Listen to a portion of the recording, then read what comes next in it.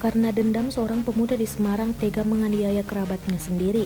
Agung Wasis Pamuji alias Koreng 23 tahun membacok Pujiono 37 tahun menggunakan celurit Selasa 30 Juni 2020.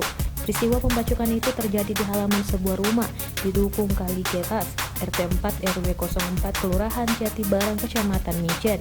Akibatnya, korban mengalami luka sayat di perut sebelah kanan dan harus dirawat di RSUP Karyadi. Kapolsek Mijen AKP Adi Pratikno mengatakan pelaku merupakan warga Jatibarang, sementara korbannya adalah warga Kelurahan Nyemplak Simongan, Kecamatan Semarang Barat. Mengenai alasan pembacokan itu diduga karena dendam.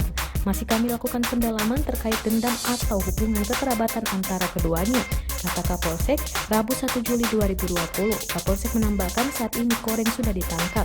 Jajaran Polsek Mijen dibantu Resmo Polrestabes Semarang meringkus Koreng di Desa Kalisidi, RT 3 RW 9, Kecamatan Ungaran Barat, Kabupaten Semarang, Rabu 1 Juli 2020 sekitar pukul 2 dini hari. Polisi juga telah mengamankan celurit yang digunakan pelaku membacok korbannya.